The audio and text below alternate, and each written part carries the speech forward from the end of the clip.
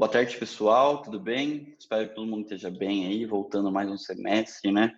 Com tudo. Sexto termo aí, já vocês acabam a faculdade.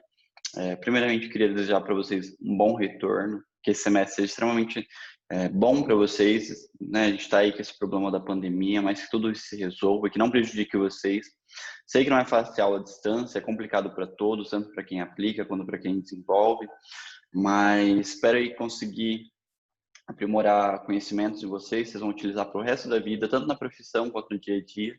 Esse é o meu intuito. Eu sou professor de topografia e fundamentos de geoprocessamento para vocês, aplicados à arquitetura. Espero aí tirar muitas dúvidas, tá? Essa disciplina é extremamente uma disciplina extremamente prática, mas a gente vai levá-la também a gente vai levar na teoria, porém a gente vai aplicar esses conhecimentos na prática. Eu quero ensinar vocês, por exemplo, como fazer esses levantamentos para a parte de estudo preliminar de projeto arquitetônico. Acho que vocês precisam e vão utilizar muito isso. Quando eu tive essa disciplina na faculdade, não me ensinaram dessa maneira, ela era extremamente teórica e não me davam tantos esses conhecimentos aprofundados. Porém, aqui eu quero dar autonomia para vocês resolverem essas coisas, sem precisar de um topógrafo, sem precisar de um engenheiro civil. A gente já tem uma questão tão importante por trás de tudo isso, seria economia, né? Uma questão de não ter que gastar dinheiro, sendo que vocês conseguem ter uma autonomia para realizar esse serviço e levantamento sozinhos. E sem contar aí também que eu considero muito importante para os meus alunos que eles não eles não estudem para passar, e sim que eles estudem para adquirir conhecimento e aplicá-los na realidade, na prática. Então esse é o meu intuito, tá? Não quero que vocês fiquem aí decorando um monte de coisa só para passar na prova, não é isso que eu quero. Eu quero simplesmente que vocês consigam resolver problemas a partir dos estudos que vocês realizam. Então, estou aí para ajudar. Sou professor e não sei de tudo, a gente tem uma troca mútua aí. Então, eu aprendo com vocês aprendem comigo. Se tiverem alguma dúvida que eu não sei responder na hora, vai ser um prazer pesquisar e trazer para vocês respondida na próxima aula. E, enfim, por enquanto, é isso. Utilizem o horário de aula para estudar, tá? Para fazer as minhas matérias. Então, hoje faço uma matéria das 7 às 10 da noite. Eu vou estar disponível para tirar dúvidas e fazer atendimento. Então, a gente vai fazer isso pelo Zoom, que é a plataforma que eu utilizo. Se preferirem pelo Discord também, pode ser qualquer uma das duas. Todas as aulas eu faço chamada, então fiquem atentos aí, por favor, pela questão de presença. E vou explicar para vocês como vai ser o nosso andamento do semestre, tá? Durante esse semestre, a gente vai trabalhar alguns livros. Um é esse aqui, Topografia Aplicada em Engenharia Civil, do Alberto de Campos Borges, tá? A gente vai trabalhar o volume 1 no primeiro bimestre. Vamos trabalhar o volume 2 do mesmo autor e o mesmo nome, tá? No segundo bimestre, na metade do segundo bimestre. E, por fim, a gente vai trabalhar Fundamentos de Geodésia e Cartografia, ok? Esse último livro aqui, pro último bimestre. E como que vai ser o nosso andamento desse bimestre, pessoal? Bom, a nossa prova, ela está agendada, a nossa P1, tá? A nossa prova do primeiro bimestre, para o dia 28 de setembro, então anotem aí 28/9, a nossa primeira prova. E a nossa segunda prova, a nossa P2, está agendada para o dia 30/11. 30/11 de 2020, 30 de novembro de 2020. A nossa prova substitutiva, caso alguém não consiga fazer a P1 ou a P2, vocês podem ver o substitutivo vai ser do dia 7 ao dia 12, e aí na próxima semana vocês já têm um exame aí para realizar, perfeito? Bom, deixa eu ver se tem mais alguma coisa para falar.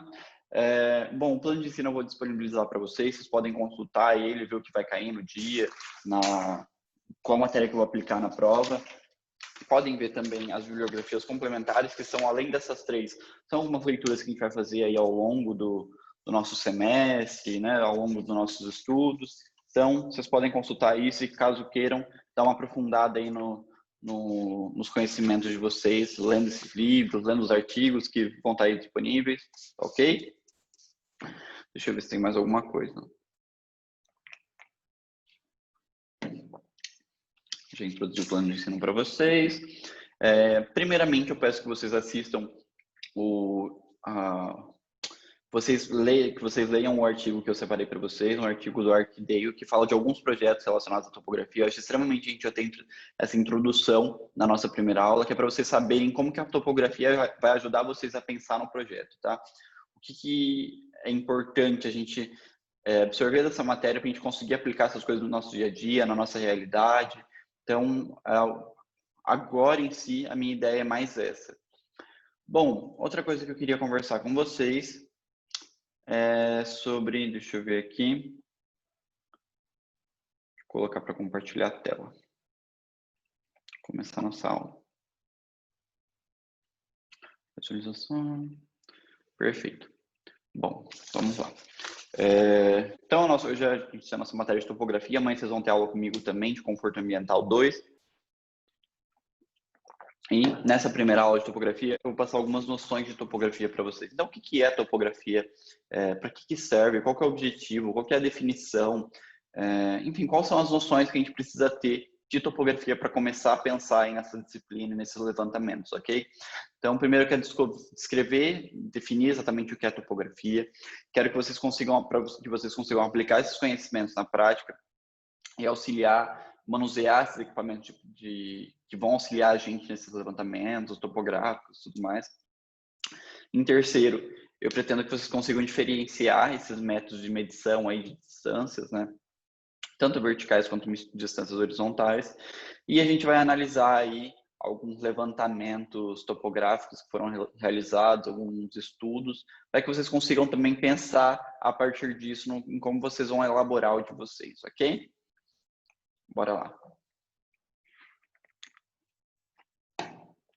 Então, vamos começar primeiramente dizendo o que é topografia, né? Topografia em si nada mais é, pessoal, do que a descrição do lugar no papel. Então, se a gente pensar no projeto arquitetônico, a gente tem a descrição da nossa edificação ali, né, da arquitetura que a gente produziu no papel. Na topografia, a gente simplesmente tem a descrição do terreno, né, das características do terreno. Se ele passa um córrego, se ele tem uma construção, qual que é o limite dessa propriedade, então qual que é a área dela, onde que ela termina, onde que ela começa, qual que é o vizinho desse terreno, né?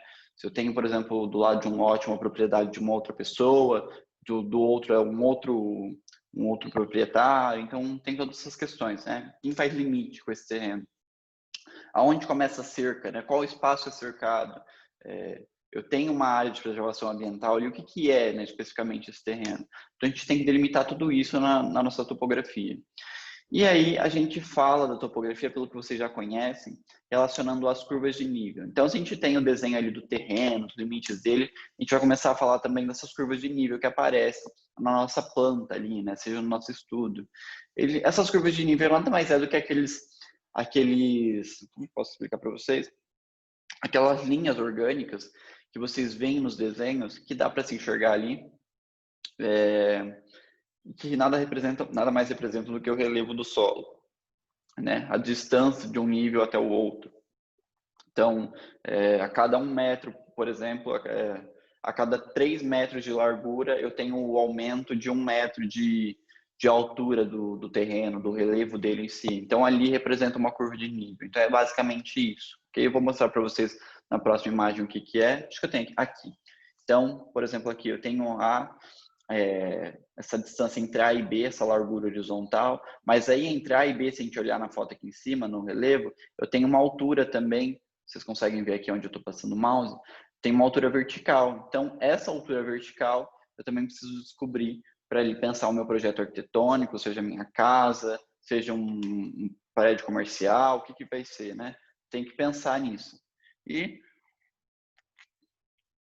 um outro exemplo que eu dou, se a gente pensar, por exemplo, em represar um curso d'água, porque eu vou explorar ali a energia hidráulica, a gente pode pensar também que a topografia vai auxiliar a prever qual área vai precisar ser desapropriada ou evacuada, ou enfim, de onde eu vou precisar retirar uma população ali, onde que esse curso d'água vai atingir, né?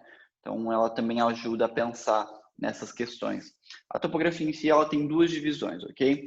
Uma planimetria e outra é altimetria. Então, planimetria nada mais é do que essas distâncias horizontais que a gente vê em plano. Então, né, quanto que mede largura esse terreno, qual que é o comprimento. São essas distâncias e ângulos que a gente vê na planta baixa. E a altimetria em si nada mais é do que essas distâncias e ângulos na vertical que a gente vê, né? Elas não aparecem na planta, exceto a curva de nível que a gente vê. Então, por exemplo, essa curva de nível que a gente está vendo aqui embaixo, A, B, C, D, E, F, G, H, I, nada mais é do que as curvas de nível representadas ali, onde que eu tenho aumento, por exemplo, a diferença de um nível para outro.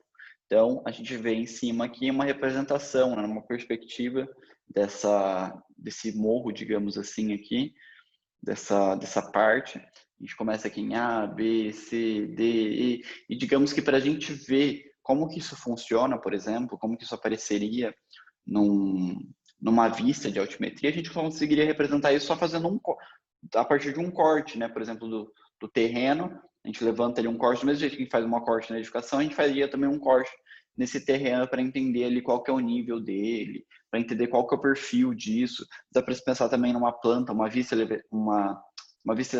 lateral, ver esse perfil de frente, né? Como que é ali, como que acontece isso? Mas isso a gente só consegue ver esses estudos verticais, né? Diferente da planimetria. Planimetria em si, pessoal, recomenda-se algumas escalas, tá?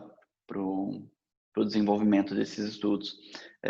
Bom, para plantas de pequenos lotes urbanos, né? Então, ou seja, para plantas desses terrenos que a gente vê aí na cidade, que em Itapeva, por exemplo, recomenda-se escala, por exemplo, de 1 para 100, 1 para 200, porque é onde a gente consegue enxergar o nível de detalhe. Importante a gente enxergar o detalhamento ali, conseguir ver, por exemplo, representar as curvas de nível, a pessoa precisa enxergar aquilo com uma visibilidade boa, porque, né, você vai fazer a correção de um projeto, de uma coisa importante ali, vamos supor que seja um terreno extremamente acentuado, tem que se ver para onde vai descer uma água, qual que é o nível daquela curva de nível, a gente tem que enxergar tudo isso.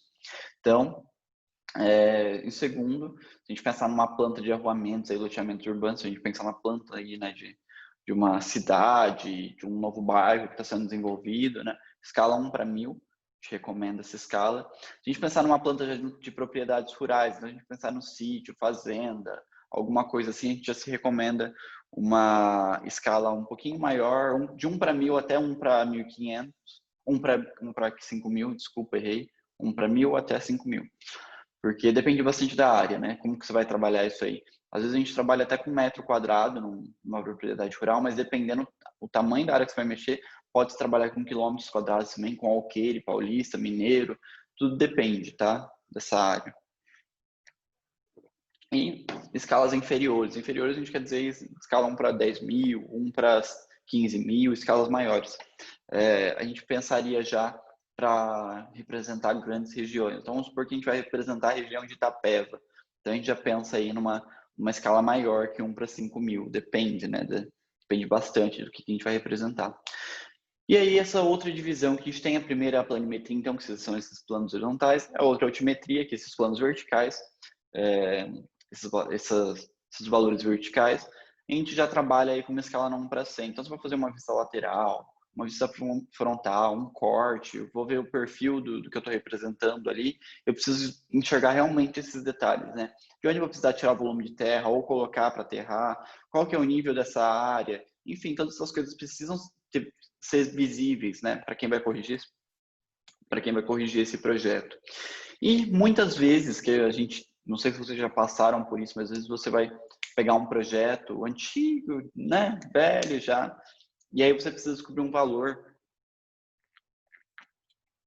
de um desenho, ou, por exemplo, você está fazendo um projeto arquitetônico e precisa descobrir se o seu desenho ali, qual escala que vai caber numa folha sulfite, por exemplo.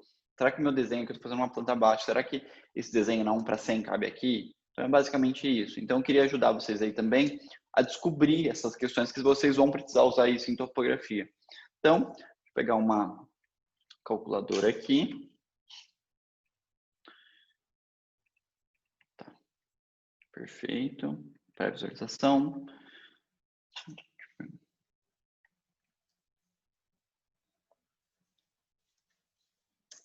Tá, perfeito. Então, ali, vamos supor, eu preciso ver se esse desenho cabe numa folha de 70 centímetros, perfeito? Preciso ver se esse desenho nessa escala cabe.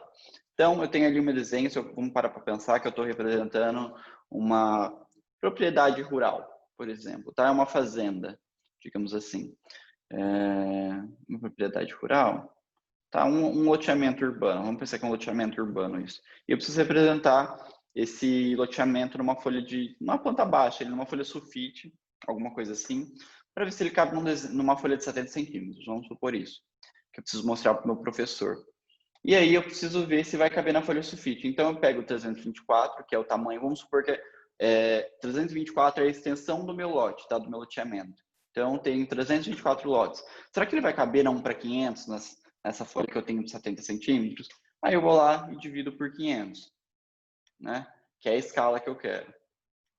Eu disse para vocês que minha folha tem 70 centímetros. Então, se eu tenho ali 70 centímetros de folha e o meu desenho vai ficar com 0,64 metros, ou seja, 64,8 centímetros, então esse meu desenho cabe nessa folha, né? Ainda vai sobrar ali 5 centímetros e 5,2 centímetros, 5 centímetros e 2 milímetros, desculpa.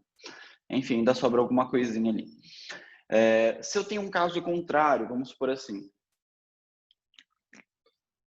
vocês estão no estágio e tem um valor ali, vocês encontraram um terreno, vamos supor que você tem à frente de um lote ali, um loteamento, e vocês mediram ali e está marcando 43,2 centímetros, ok? Então, esse lote aqui, o lote X tem de frente 43,2 centímetros, vocês mediram na régua. Porém, pessoal, ele não tem cota, então vocês não sabem quanto que ele mede. Aí vocês mediram na régua, deu 43,2 centímetros, e lá embaixo está especificando que esse desenho está numa escala de 1 para 250. Então, você precisa achar o valor real desse desenho para cotar ele, digamos assim, né? Qual que é o tamanho real desse lote aí, dessa frente X, desse terreno X? Qual que é o valor dele? Aí vocês multiplicam, coloca 43,2, um pouquinho, 43,2 vezes 250, que é a escala que foi indicada que esse terreno está, certo? Então, a gente tem aí 108 metros, perfeito? Essa seria a frente real do terreno. Então, não se percam nisso, por favor. Tomem cuidado na conversão de valores, ok? De centímetros para metros e tudo mais. Então,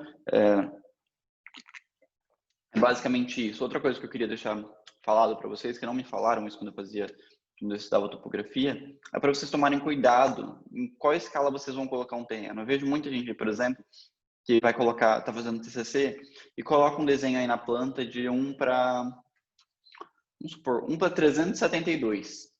Gente, tipo, é extremamente chato e difícil de multiplicar um desenho nessa escala. Não é fácil. O desenho precisa ser nessas escalas padrões de multiplicação, entendeu? Então, vamos supor, 1 para 5 é um valor redondo, 1 para 10, 1 para 20, 1 para 50, 1 para 100. São valores que você pegar a escala ali, o escalímetro, a gente consegue medir esses valores ali, né? 1 para 100, 1 para 200, 1 para 500, 1 para 1000, você encontra esses valores no escalímetro ainda. Agora, por exemplo, 1 para 265. Aí você vai lá transformar esse valor, converter. É extremamente complicado. É até chato de se fazer esse cálculo na cabeça. Se você está numa prova, por exemplo, não dá, né? Então a gente tem que pensar nessas questões. Aí trabalhem sempre com escalas redondas. Outra coisa que eu amo falar sobre essas questões de limites da topografia. Bom, a gente é educado, né? Desde quando a gente era pequenininho, lá na sala de aula e tudo mais, a gente entende o quê? Que a Terra é redonda, né? Terra ela é uma bola, ela é redonda. Então, a gente cresce ouvindo isso. Talvez você já tenha escutado uma coisa diferente aí ao longo do tempo, né? Porque a gente já está trabalhando com alunos universitários, então vocês já são acadêmicos, já tiveram aí alguns que já passaram por cursinho preparatório, ou fizeram uma outra faculdade, nessa segunda graduação. Então, vocês já têm bastante conhecimento aí. Eu tiveram um professor de geografia que mostrou isso para vocês. Enfim, a Terra em si não é plana, tá? A Terra não é redonda, nada disso. A gente trabalha, por exemplo, com esse mapa da Terra plana, porém a Terra não é isso. Ela não é redonda, não é plana. A Terra simplesmente é um formato de elipsoide achatado, ok? Ah, professor, mas eu não sei o que é um elipsoide. Elipsoide é esse formato aqui, ó, onde tem esse círculo tracejado, vocês conseguem ver? Ela não é um formato regular, ela é irregular, ok? Ah, professor, a Terra é feia. Sim, ela é feia mesmo, tá? Ela é feia, não é bonita. Esse formato de elipsoide é como se você tivesse uma bola, mas ela é apertada. E aí a Terra ela não é regular. Vocês conseguem ver, por exemplo, que algumas partes, ó, ela é mais afundada, ou ela é mais para fora. Até é meio similar ao formato da Lua, quando a gente olha, né? Tem aquelas grandes crateras, aqueles grandes buracos. E a Terra é basicamente isso, tá? Ela não é uma redonda perfeitamente, a Terra também não é plana, ela tem um formato de elipsoide. E aí, quando a gente pensa nos limites da topografia, que era onde eu queria chegar para vocês, pensa no tamanho da Terra, né? Quando a gente vai trabalhar com o tamanho da Terra, vamos supor que eu vou fazer o levantamento de uma grande propriedade, ok? Essa propriedade ela é muito, muito grande mesmo. Então, a gente tem aí, por exemplo, 40 quilômetros quadrados, vamos supor assim. Dentro desses 40 quilômetros quadrados, se eu trabalho a terra ainda, vamos dizer que eu consigo representar ela numa planta baixa normalmente. Então, vamos supor que essa terra aqui, esse terreno aqui, um exemplo, tá? Não estou fazendo cálculo de cabeça nem nada. Vamos supor que ela tem 55 metros, 40 metros de 40 quilômetros de 40 quilômetros quadrados. Nossa senhora, foi difícil. Até essa área tem 40 quilômetros quadrados. E aí, cada lado dela, vamos supor, tem, vamos chutar um valor X. Tem 15 quilômetros quadrados, cada lado. Então, tem o lado A, né, o lado A e o lado B, digamos assim. Em planta baixa a gente está vendo isso, ok? Então, tem ali 15 quilômetros quadrados. Dentro desses 40 quilômetros quadrados que eu trabalho, eu ainda consigo ver isso representar isso no AutoCAD simplesmente como se fosse plano, né? Quando a gente representa uma casa, por exemplo, a gente vê esse tamanho ali perfeito, né? Uma casa ali. Então ali tá tudo retinho, tá tudo plano. Porém, a partir de 55 quilômetros quadrados, vamos supor que eu tenho um outro terreno de 60 quilômetros quadrados. Eu vou representar ele na planta baixa, vou fazer um levantamento topográfico dele. Aí, acima de 55 quilômetros quadrados, eu já não vejo mais isso plano. Já mudou, tá? Mudou como eu vou ver, como eu vou fazer esse estudo. Eu preciso pensar aí já num método geodésico, ok? Porque eu já vou ter interferência do formato da Terra de elipsoide nessa área. Então, eu preciso aí considerar a curvatura da Terra. Não sei se está fácil para vocês me entenderem, mas espero que sim. Aí eu preciso começar a fazer um outro cálculo para considerar essa questão aí da curvatura da Terra, esse formato irregular dela, porque aí esse formato já altera na minha distância. Não é simplesmente eu chegar lá e medir com qualquer outro aparelho que eu tenha, eletrônico, enfim, qualquer um que seja, porque não vai adiantar, né? Eu preciso considerar essa curvatura aí da Terra, esse formato dela, porque senão essa medida vai dar errada. E para uma precisão, para um levantamento preciso, uma coisa aí, um estudo preciso, eu realmente preciso, não dá só para eu considerar seu estudo topográfico, eu tenho que considerar o outro formato irregular. Quantas unidades empregadas, pessoal? A gente sempre trabalha com metro quadrado. Com metro e metro quadrado e os submúltiplos, né, também, que seriam milímetro, decímetro, etc.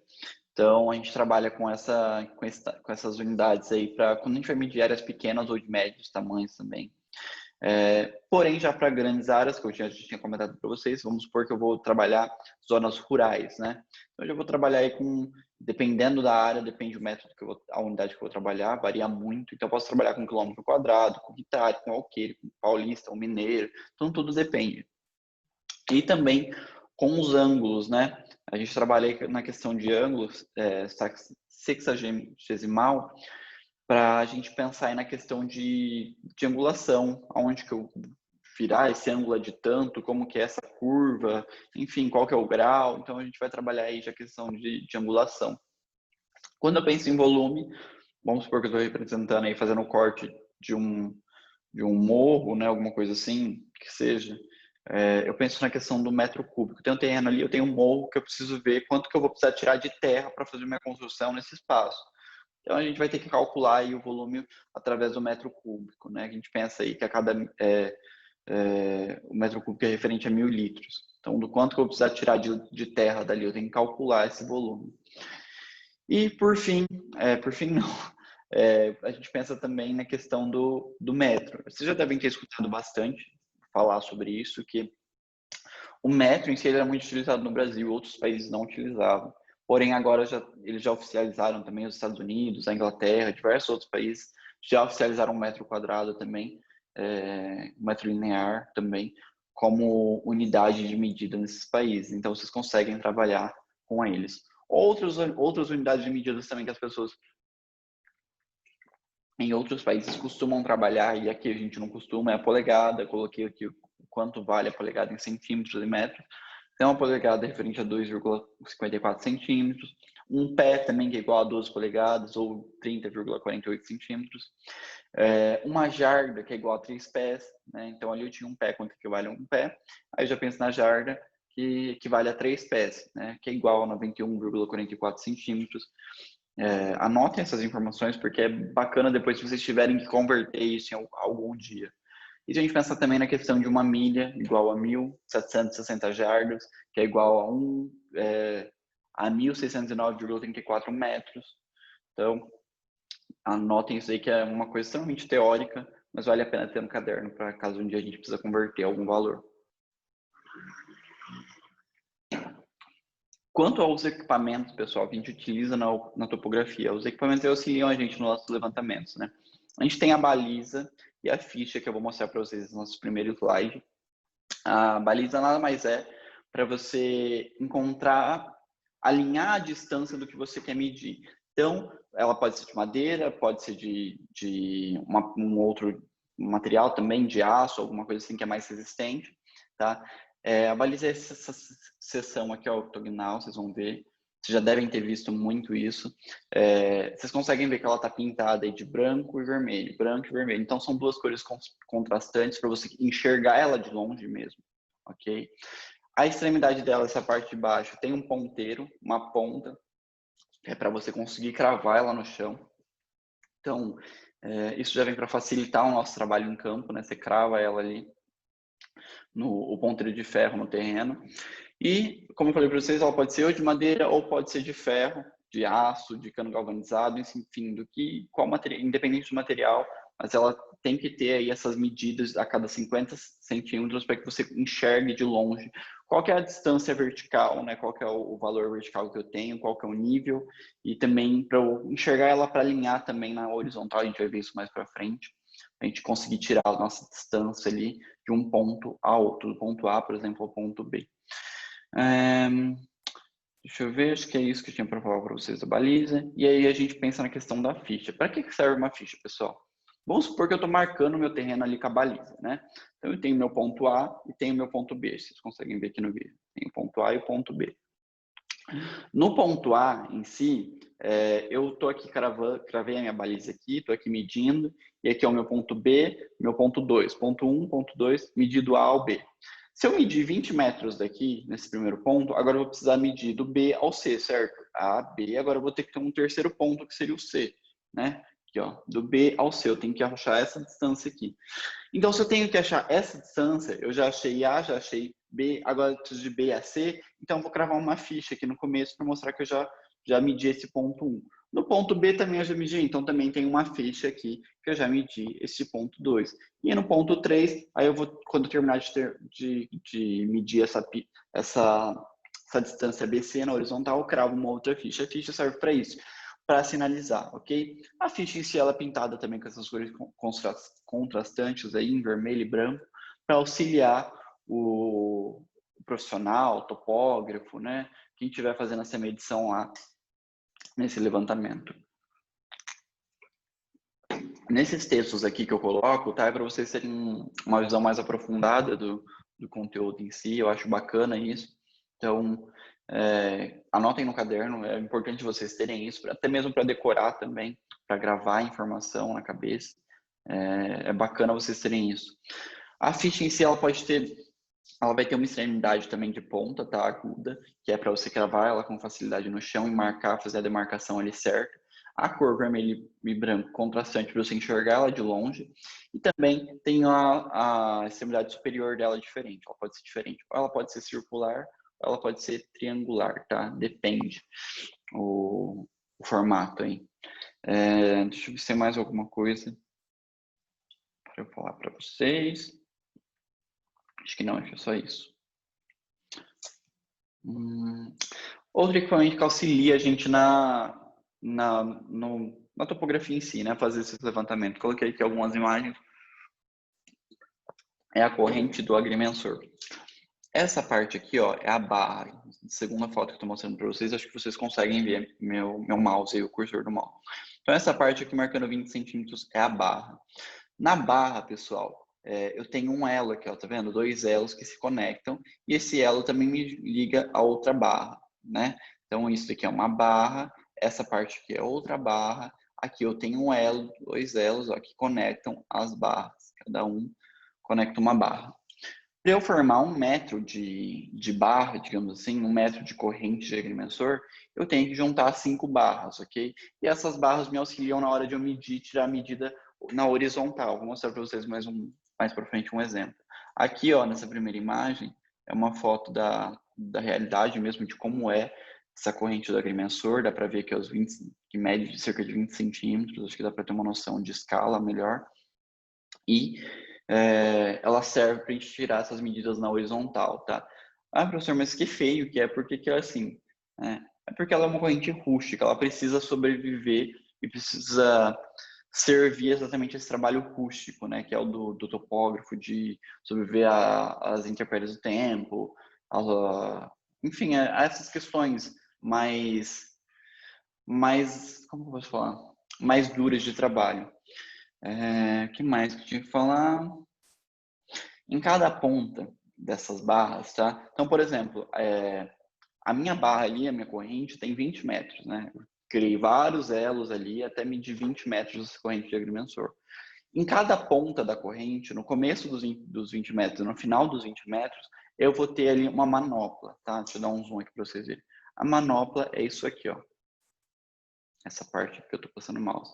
Ela é ajustada com porca e contra-porca. Por que que tem uma manopla? Uma para você segurar, vocês vão ver depois que é para na hora que eu vou erguer essa corrente, ela tem que ficar bem esticada. Então isso me auxilia a puxar a corrente de agrimensor, tá? Esticar ela.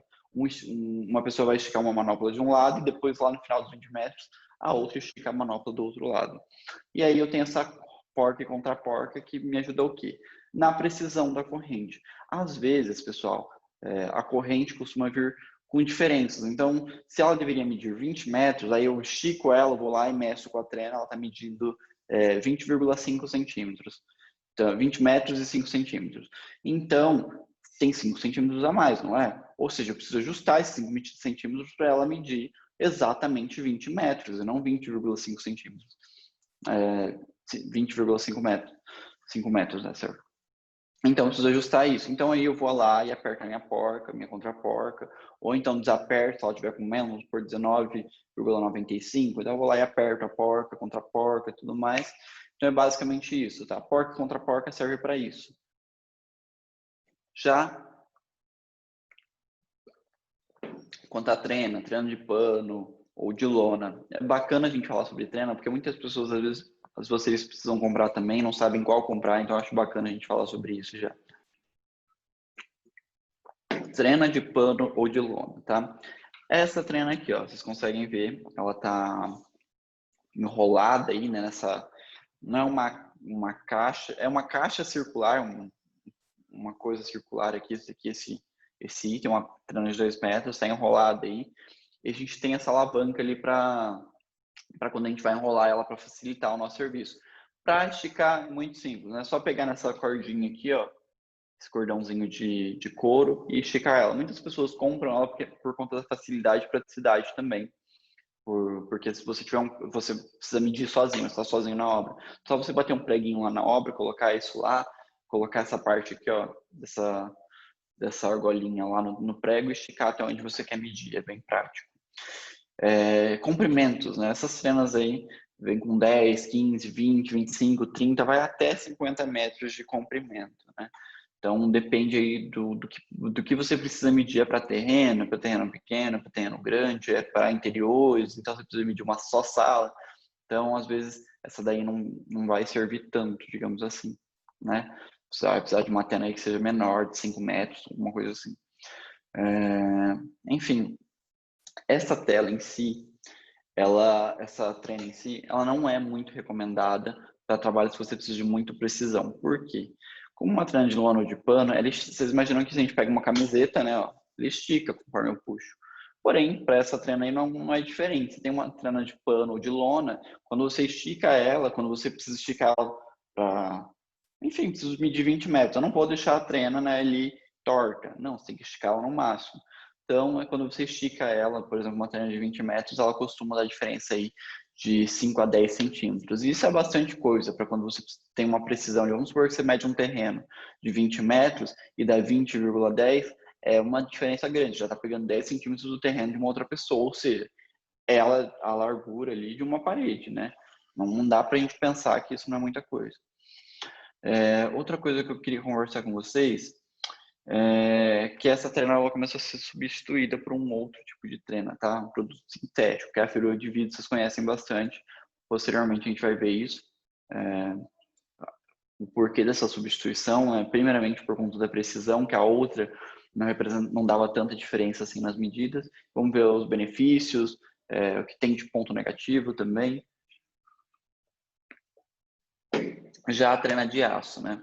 Que a gente conhece muito, né, hoje em dia. A trena de aço é muito utilizada, pessoal, por conta da precisão que ela tem, né? Por não dar tanta diferença assim quando eu estico ela. Os erros são menores, digamos assim. Então, se eu estico ela 10 metros, o erro de precisão que eu vou ter ali em centímetros é menor. Porém, também pode ter influência, tá? A gente pensa aí na questão do aço, ele altera também. Tem ali os processos dele de modificação, dependendo da temperatura, se está muito quente. A gente tem uma alteração ali também, sim, ele pode apresentar uma diferença. Então, é bacana ficar atento aos cuidados aí, tá? Essa trena em si, a trena de aço, a gente tem um problema nela.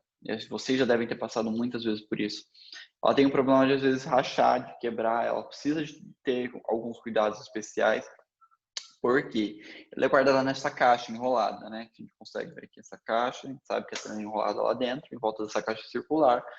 E aí a trena, conforme com o tempo, ela tende a formar algumas voltas. Então, na hora que você desenrola, ela pode, às vezes, lá, ali, manter essa forma enrolada dela, e aí você não vê, mexe lá na trena, ou tá mexendo por um acidente ou outro, ela, pum, torce e dá uma alteração ali, quebra, parte, acontece alguma coisa. Isso é uma coisa complicada aí da trena de aço. E também tem a questão de que ela enferruja muito rápido, né? Então você precisa de um cuidado especial ali, sempre limpar ela sempre bem, terminando de usar, limpa ela com querosene, com vaselina. A maioria das pessoas não costumam fazer isso, mas é o recomendado. E o outro problema dela é que ela não pode ser arrastada pelo solo. Então, para quem costuma fazer levantamento de terreno, loteamento, alguma coisa assim, é complicado usar uma trena dessa, por conta do tamanho, né? Ela costuma sim ir até os 50 metros, porém é uma coisa complicada você manusear uma trena de aço de 50 metros, você já deve imaginar, até quando vocês vão medir um pé direito, ou quando vai medir um chão mesmo, né, uma sala, alguma coisa, essa trena fica virando, tipo, ela não para, então dá trabalho de manusear esse material, imagina em 50 metros, é complicado, precisaria de uma outra trena.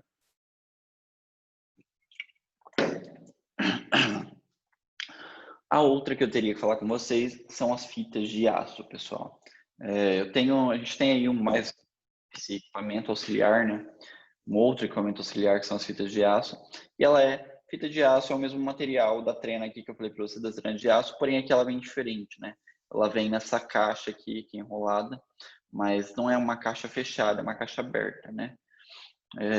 Enfim, ao invés de estar nessa caixa fechada, ela está numa caixa aberta, com um círculo descoberto. E aí, como que a gente consegue segurar e manusear esse aparelho em si? Na ponta em si, a gente tem um cabo de madeira que é onde você seguraria a trena. Pode ser de madeira ou pode ser de plástico, enfim, a gente tem diversos materiais. O do lado de plástico, aqui da imagem, do desenho, é de madeira para manuseio. E a manivela, que é onde você vai fechar essa fita de aço, depois vai recolher ela para guardar, certo? O que mais que eu tinha para falar para vocês? Deixa eu ver. Tem uma diferença dessa trena de aço aqui, dessa fita de aço para as outras trenas. Essa daqui ela não é gravada, né, não é gravada de ponta a ponta, ou seja, ela é para medir mesmo espaços grandes, terrenos grandes. Então ela tem apenas o primeiro e o último metro gravado pelos decímetros ali, né? São os milímetros. Então 1, 2, 3, 4, etc. Aí lá tá gravado os milímetros, tá milimetrado primeiro o início da fita e o final, mas no intermédio dela não tem, tá? Não tem essa gravação dos decímetros. A gente vai ter a marcação só a cada 50 e 50 centímetros. Então, ela é uma trena em si para ambientes mais externos, para vocês trabalhando com ambientes mais externos. E que mais? A cada metro em si, eu falei para vocês que ela trabalha com metros, com recortes de 50 50 centímetros, porém a cada metro também ela tem uma chapinha ali, ela tem uma marcação mostrando que ele é 1 metro, 2 metros, 3 metros, 4 metros. A cada metro ela indica, ali tem uma marcação que marca isso, com uma chapinha, tá? Mas ela não é, digamos, uma trena para você usar, por exemplo, 50, 50 centímetros para medir uma sala, um quarto, porque querendo ou não, às vezes pode ser 3,20, vamos supor, aí não dá para fechar esses 50 centímetros, né? Essa em si pode ser arrastada no solo, sem problema, tá? Essas pequenas... Aqui na ponta dela, acho que vocês conseguem enxergar aqui, essa questão da correia, tá? Na extremidade da fita, a gente tem essa correia que serve também pela mesma questão que eu falei para vocês anteriormente, dessa trena aqui, tá? Que é para você simplesmente colocar num prego e esticar, então às vezes você dispensa uma segunda pessoa para te ajudar a medir um espaço. Outra coisa que eu ia falar para vocês é as fitas plásticas, né? Que são mais práticas do que essa trena de aço. Por quê? O problema da trena de aço é isso que eu falei para vocês. A questão dela ficar virando no asfalto e tudo mais. Tem a questão da temperatura também. Então, essa fita plástica aqui, a fita de PVC em si, ela apresenta uma precisão maior, não dá tanta alteração quando esticada, né? E por isso ela é mais prática que a de pano e também que a corrente de agrimensor. Vocês vão entender o porquê. A corrente de agrimensor, pessoal, quando a gente estica ela, que é aquela corrente mesmo, tá? Imagina que o peso da corrente, imagina você esticando 20 metros daquela corrente, não terreno, e a profundidade de um terreno hoje em dia. Você esticando 20 metros dessa corrente, ela tem um peso, então ela começa a curvar. E o peso de algo curvado não é o mesmo dele esticado numa linearidade, né? Esticado completamente.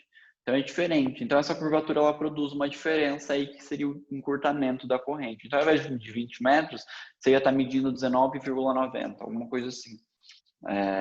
Então por isso ela não é tão utilizada, não é tão recomendada quanto essa questão aí dos outros equipamentos auxiliares, né? As fitas, as trenas, tudo mais.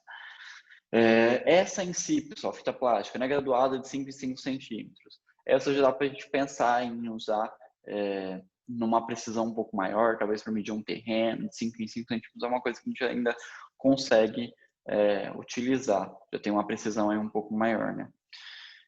Deixa eu ver o que mais. E,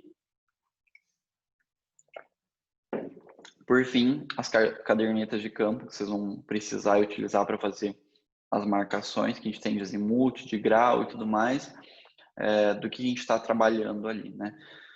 Pensando na caderneta de campo, queria mostrar para vocês basicamente uma introdução de como funciona. A gente pensa no vértice aqui, 0 a 1, 1 a 2, foi a questão que eu falei para vocês de medir, ponto 1 ao ponto 2, ponto 2 ao ponto 3, ponto 3 ao ponto 4, então você vai tirar essas dimensões aí. Para fazer essas anotações, a gente precisa de um caderno específico, né, para anotação, um caderno para anotação de campo. Nada mais é do que você escolher um caderno com uma proteção, não uma proteção, mas um material melhor, né? Precisa ser encadernado, uma encadernação especial, uma capa dura, alguma coisa assim, impermeável, porque normalmente, como eu falei, são trabalhos árduos, né, esses de topografia, esses levantamentos. Então corre o risco aí de você molhar isso e simplesmente acabar com tudo, se não for uma capa dura, se for uma capa mole, alguma coisa. A gente tem que ter um cuidado aí com esses materiais, tá? A caderneta em si é extremamente importante, tá? Alguns lugares onde você vai aprovar projetos e tudo mais, você precisa entregar também a caderneta, que são os levantamentos que você fez em obra, para mostrar quais são as análises, se está compatível com o projeto que você desenvolveu. São anotações extremamente importantes também. Deixa eu ver. E agora, a medição das distâncias horizontais, pessoal. A distância horizontal, então, nada mais é do que, como eu falei para vocês, as distâncias planimétricas, né? A distância do plano, as que a gente vê em planta baixa. Então, qual é a dimensão desse terreno, né? Então, é você medir esse terreno aí em si. Um exemplo, a gente tem a medição direta e a medição indireta, tá? Medição direta, quando você já conhece a distância entre o ponto A e o ponto B. Um exemplo, né? Você percorre uma linha lá, estou medindo um terreno, a gente está medindo um terreno na faculdade. Aí a gente está medindo com a baliza, segurando a baliza, no ponto A, no ponto B, do ponto C ao ponto D, do ponto D ao ponto E, e daí por diante. E aí vamos supor que a gente está com uma trena de 20 metros. Então, eu vou medir 4 vezes, tá? Vamos supor, medir 4 vezes, deu 20 metros o máximo da trena. E aí, o final, eu terminei e deu 12,73. Ou seja, é o que restou, né, da trena. Então, deu 12,73, eu não fechei mais uma de 20 metros, então eu somo lá, fechando a minha conta.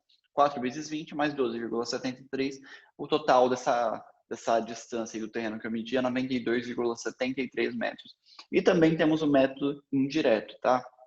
Quando para determinar o B, mede-se outra reta. Então, eu tenho, vamos supor, um projeto na faculdade, que a minha cota que está indicando que essa distância que eu tenho aqui é 20 metros. Porém, essa parte aqui, a distância, essa outra distância, eu não tenho cota. Então, eu preciso fazer o quê? Determinar aí qual que é essa distância minha, né? Tem a distância de 20, eu tenho que determinar qual que é o valor dela real na escala, na realidade. Então, por exemplo, como eu tinha comentado com vocês no início, eu tenho lá informando que esse valor aqui é 100, né? Que tem informando que é 100 e eu preciso descobrir esse. E aqui, esse 100, ele me diz que essa medida, esse 100 aqui está medindo 10 centímetros. Esses 10 centímetros está me dizendo que está numa escala 1 para 100. Então, né, qual que é o meu valor real? Se eu fizer 10 vezes 100, tudo mais, multiplicar esse valor, eu vou achar essa outra distância aqui. Então, eu acho essa distância para um outro valor. Na questão da taquiometria, pessoal, são os métodos que eu tenho para medir nessas distâncias horizontais. A gente tem vários métodos, uns são mais utilizados, outros não. Por final, vou falar dos diastímetros, que são os mais utilizados.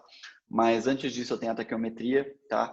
Que é você usar o teodolito para achar essa distância de A e de B. Vocês conseguem ver aqui, ó. É como se fosse tirar uma foto. Então, eu pego essa distância de A e de B. Tem o método de rampas também, que é o teodolito colocado em A, onde vocês conseguem ver aqui. E aí eu vou medir aqui em cima, então ele tem um método de rampas, onde ele mira a régua e ele pega essa distância aqui, ó, para definir o comprimento, né? Qual que é o valor que eu tenho de um ponto A até o outro.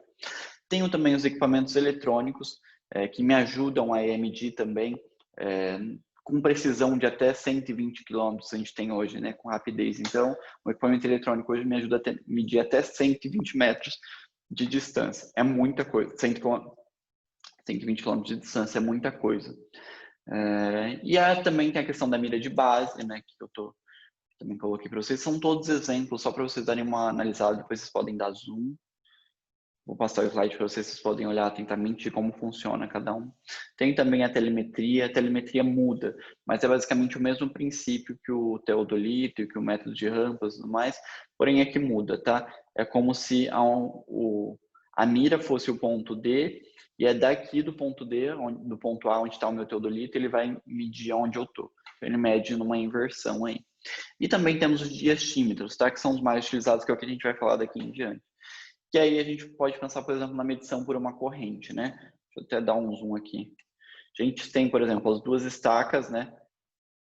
Aqui, ó, duas estacas, peça de madeira de 3 por 3 centímetros, e comprimento de 15 centímetros, que seria a altura aqui dessa estaca, marcando o solo. Então, eu tenho aqui o meu ponto 1 e o meu ponto 2. Então, aqui vai ser o meu vértice 1, 2, tá? Quanto que mede esse vértice? Está marcando o solo. Então, se eu estou medindo ele, eu estou com uma trena de 20 metros, vamos pensar assim. Eu preciso saber qual que é essa distância. Aí, vem uma pessoa aqui me auxiliar, eu estou aqui no ponto A, segura essa baliza. No ponto B, vem uma outra pessoa, segura a minha segunda baliza. A minha corrente mede 20 metros, ok? Então, eu estico ela até os 20 metros. E aí, eu consigo saber, do ponto A ao B, eu tenho 20 metros. Lembra que eu mostrei para vocês anteriormente? Deixa eu pegar aqui. Qual foto que era?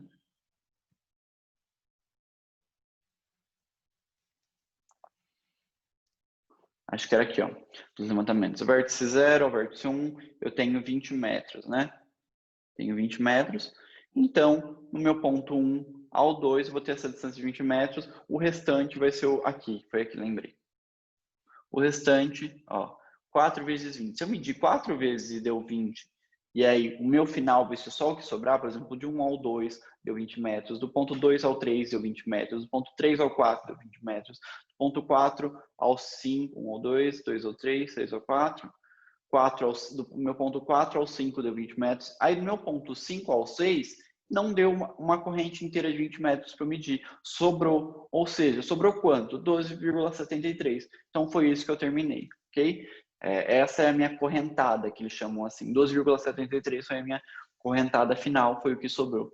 E aí, eu tenho a medição da minha corrente, né?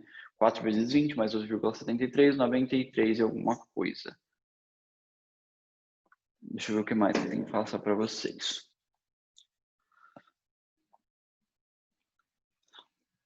Acho que é isso, só desse. Tá. Diastímetro, tá? Meio que uma explicação de como funciona a medição por diastímetro. Então, eu falei para vocês que eu vou ter duas estacas, né? A estaca 1, a estaca 2, o vértice do 1 ao 2. E aí eu vou precisar de duas pessoas segurando uma pessoa vai segurar uma baliza, igual o cara segurando aqui, e outra pessoa vai segurar outra baliza, que seria a baliza no ponto 2. Essas pessoas precisam alinhar, tá? Elas vão esticar a corrente. Cada um vai levar uma manopla da corrente, essa daqui, ó, essa manopla. Cada um vai levar a sua e eles precisam alinhar essa corrente um com o outro. Um vai ter que segurar a baliza, o operador que está no início. Esse daqui, ó, do ponto 1, ele segura a baliza o mais alto possível, ok? Do solo. Então, ele vai segurar o máximo que ele conseguir. O que está no ponto 2, ele segura a baliza o mais perto do solo possível. Deixa eu ver se eu acho a imagem aqui para mostrar. Ele vai segurar a baliza o mais próximo do solo possível, o quanto ele conseguir mais baixo, ok? Aqui, achei. Aqui, ó, assim. A gente está aqui, ó, no ponto 1, né? Vamos supor aqui que o operador 1 está no ponto 1, o operador 2 no ponto 2, na estaca 2 aqui. Então, o que o 1 vai fazer? Ele vai segurar o mais alto possível que ele puder, para o que está no ponto 2, vai segurar o mais baixo possível que ele puder, para dar aí certinho a correntada, os dois alcançarem uma distância.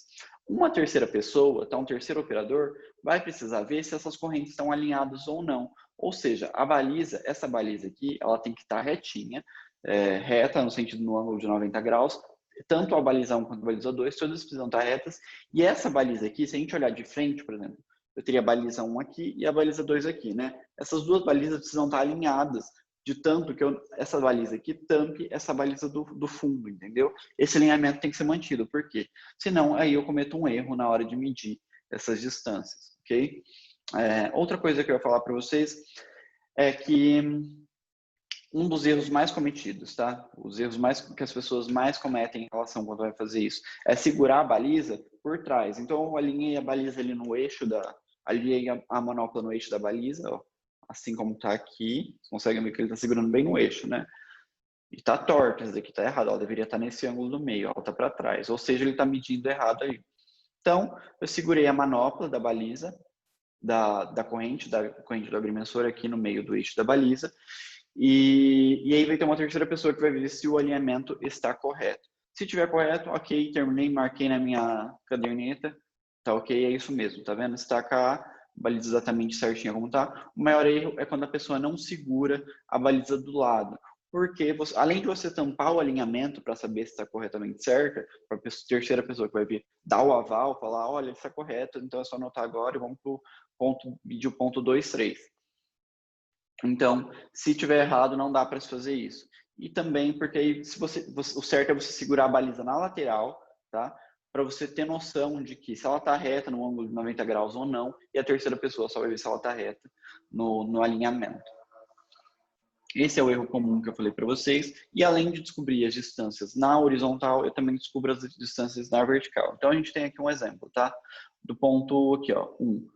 Ponto A, 1, 2, 3. Do 1 ao 2, do 2 ao 3, do 3 ao 4. Além de tirar também essa distância na horizontal, eu também tiro a distância na vertical do nível do terreno. Ok? É bem simples de entender isso daqui, não é nada complicado. E aí, por exemplo, se eu vou fazer um levantamento de uma propriedade, uma pequena propriedade, vamos pensar assim, eu tenho aqui, por exemplo, esse meu terreno, tá? Eu coloquei duas imagens aqui. Essa é a minha área do terreno, ok? E esse é o meu outro terreno. Essas partes aqui, ó, A, B, C, D... Só vou pegar uma água rapidinho e já volto.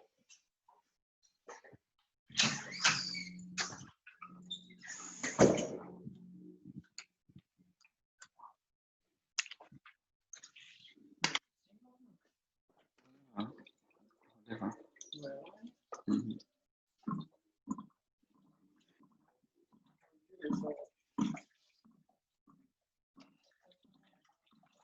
Trocando on.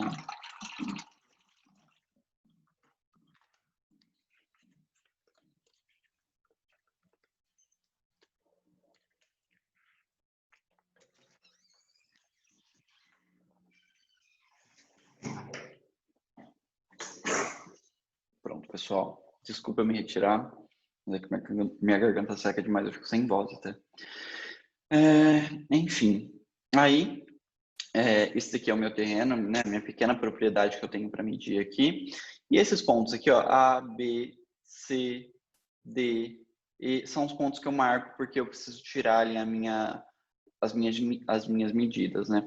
Qual que é o correto? Você dividir um terreno por triângulos, tá? Então, como tá aqui, por exemplo, A, B, C formam um triângulo aqui, vocês conseguem ver? Um triângulo. E A, C, D formam outro triângulo. Outros triângulos são formados a partir desses triângulos, tá? Que são chamados de triângulos secundários. Esse é o método correto de tirar o levantamento da área. Então, aqui eu tenho, por exemplo, ABC. Dentro do ABC, formou outro triângulo aqui, que é o AEB, o AHF. E aí, assim, a gente vai continuando, mantendo essa sequência de triângulos secundários. Qual que é o método errado? É eu pegar e não tirar as medidas lineares do terreno. Então, por exemplo, aqui, eu criei um AB, C, aí criei aqui um triângulo, aí aqui criei outro, ó, cadê? BHI, aí tem, deixa eu ver, aqui nem formou um triângulo, vocês conseguem ver, né? BIJC, aí tem um outro aqui, ACD, DEC também formou outro triângulo, ou seja, esse daqui é um método errado. A gente tem que fazer o levantamento de uma propriedade através da medição linear, tá? Medir de linhas, do jeito que está aqui, ó, do A ao B, do B ao C, as pontas, do C ao D, e aí depois eu começo a repartir em triângulos, ó, AC, aí depois vem outro triângulo, e assim vai para você fazer um levantamento correto da propriedade, ok? Tomem cuidado para não errar isso, isso chama conceito de triangulação, ok? Para tirar os níveis aí dos pontos. E aí, vamos supor que aqui eu teria que amarrar um ponto, ó, no F, tá vendo? Então eu tenho uma linha aqui, A ao D, e eu teria que amarrar um ponto. Existem dois tipos de se amarrar um ponto, tá? Uma é você medindo de P a A e subir o ponto aqui, ó. Esse ponto vai ser igual a X, esse ponto XP, esse valor é igual a esse. O outro método é esse daqui. Esse método chama da perpendicular. Esse método aqui chama da amarração do ponto Q. Então, simplesmente pego de onde eu tenho que amarrar o ponto X, digamos assim, e puxo de E a F e traço ele aqui. Ok? São os métodos de amarração. E levantamentos de pequenas propriedades somente com medidas lineares. Aqui eu coloquei dois exemplos só para vocês saberem como é, tá? Ter mais ou menos um exemplo do que era aquele ponto que eu coloquei ali, como que fazia essa amarração. Eu tenho a amarração aqui, ó, do ponto B ao D, do D ao A. Então, eu simplesmente juntei esses pontos aqui e puxei ele na linha, ok? É um método esse daqui é o do caderno de anotação, de fazer esse levantamento, mas aqui já é uma coisa extremamente prática e muito topográfica voltada ao profissional mesmo, ao topográfico em si. Não é muito voltado para vocês não vão utilizar muito, vocês podem ficar tranquilos, ok? Quando eu tenho um terreno, eu tenho a frente é grande, porém o fundo ele é estreito, tá? Como que eu faço para tirar esse alinhamento? Então, simplesmente venho aqui e meço de B a D, criei dois triângulos aqui, criei o triângulo ADB e BCD. Então, perfeito, dois triângulos, tá ótimo. Porém, quando o terreno ele é muito estreito e o fundo dele é menor e a frente é maior e tudo mais, eu não tenho uma profundidade de campo tão boa, eu simplesmente divido ele em dois. Então, eu posso fazer também CE e ED. Então, eu criei aqui 4 triângulos onde eu vou tirar esses pontos e aí você consegue ter uma perspectiva muito maior, ok? que é um exemplo aqui, ó, que eu tirei. Esse é o levantamento da propriedade. Vocês conseguem ver como está o levantamento, né? De D a B e de B, D, B, aqui, B, D, C. Criei 2 triângulos, eu poderia dividir também aqui, ó, ao meio, criar uma outra linha ali secundária, ok? Bom, pessoal, basicamente por hoje é isso. Nossa aula foi bem teórica, tentando trazer alguns conceitos. Nas próximas aulas eu consigo trazer uma aula mais prática para vocês. Mas por enquanto é isso. Obrigado por tudo. Desejo uma boa semana para vocês. Por hoje não tem nenhuma atividade para vocês realizarem, é só aula mesmo. Então fiquem tranquilos. Obrigado, desejo uma boa semana aí. Tchau, tchau.